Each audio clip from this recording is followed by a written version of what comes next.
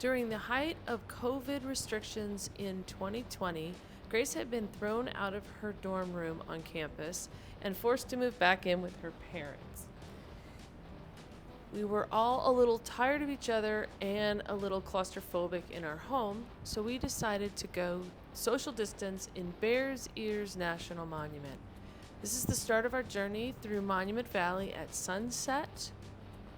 On this journey, we brought our van and our 1992 Range Rover. We were going to set up a base camp in Bears Ears and explore with the Range Rover during the day.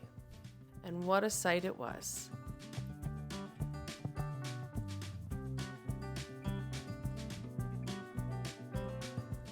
After leaving Monument Valley behind, it is about 45 minutes to Gooseneck State Park.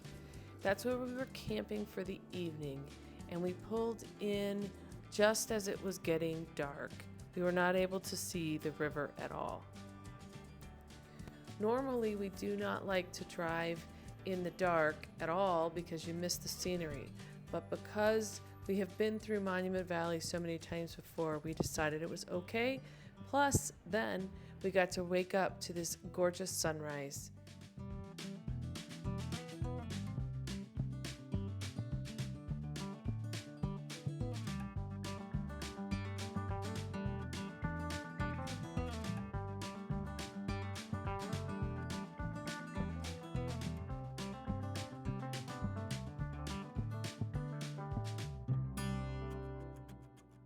Okay, so we are here in Gooseneck State Park in Utah. As you can see, there is the river and the goosenecks. They captured meander. It's really hot. We didn't sleep great because it was so hot. And it's kind of windy, so we're getting out of here. We pulled in late last night. We drove through Monument Valley at sunset. And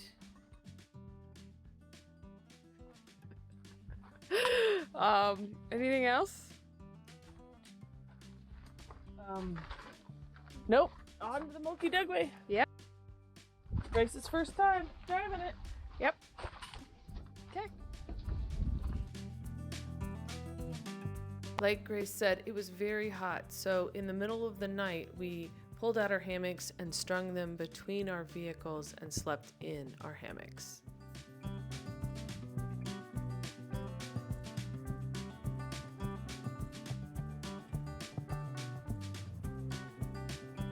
The Moki Dugway is a 3-mile unpaved section of Utah Highway 261. It goes from the Valley of Gods on the floor up 1,200 feet to Cedar Mesa. It has steep switchbacks and a 10% grade. It was originally constructed to service the uranium mines on Cedar Mesa in the 1950s. I am playing these sections of the road at 3 times normal speed.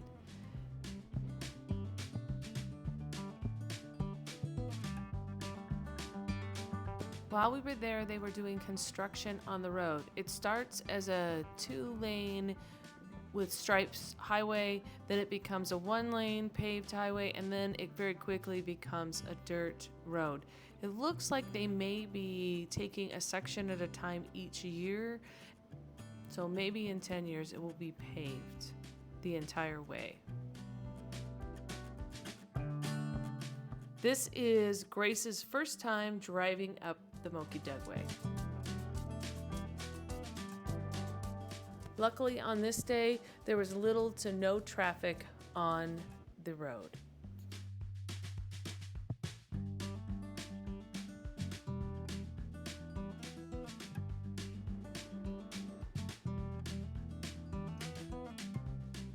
When we got to the top, we decided to take the small 3.8-mile detour out to Muley Point Overlook.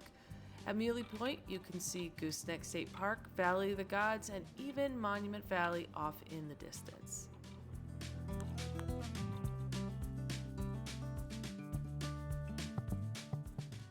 Where are we at? Muley Point, overlooking the San Juan River, Glen Canyon National Recreation Area, and Monument Valley. Huh? Let's walk down.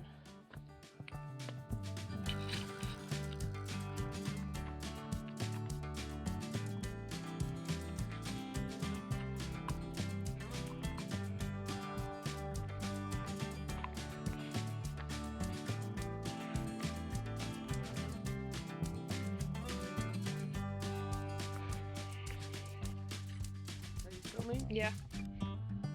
First.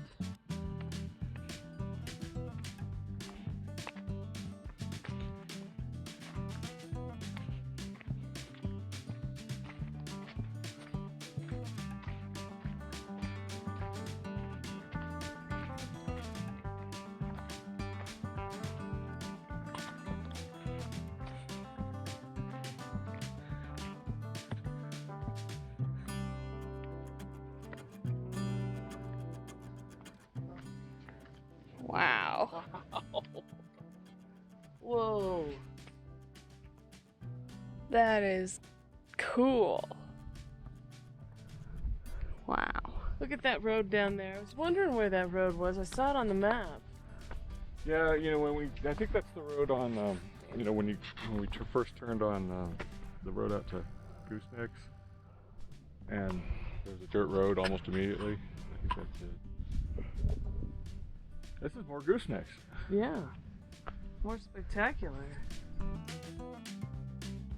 You can see Monument Valley, Hunt Mesa.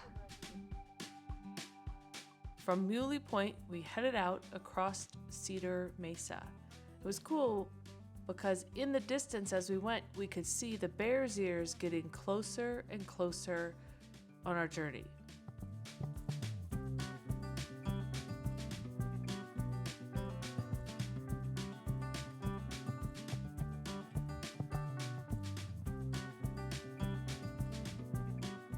Finally, we were right upon them, and we could only get one in each shot.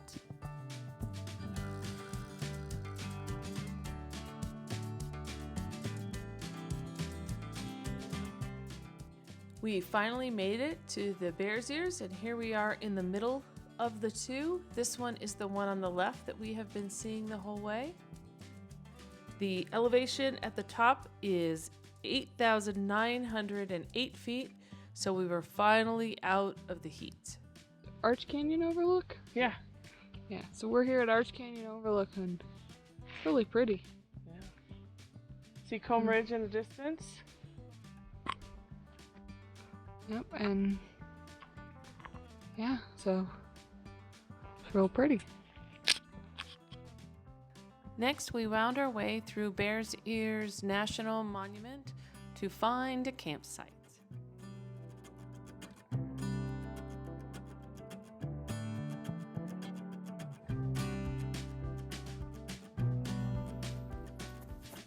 Not too far from what ended up being our campsite, we saw these guys.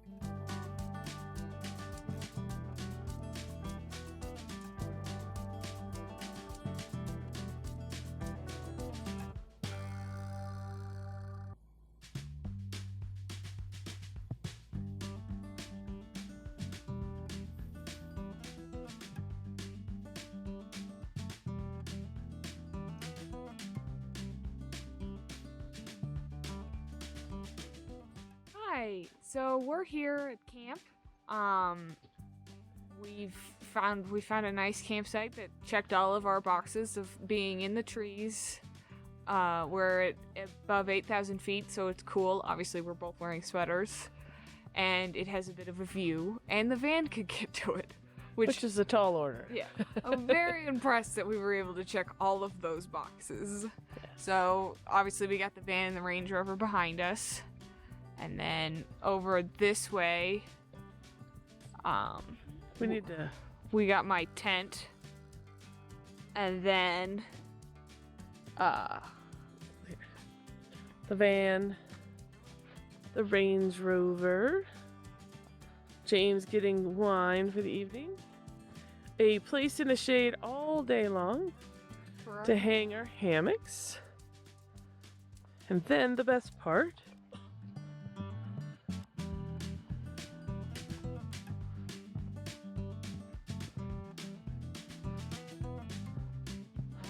view. Our gorgeous view.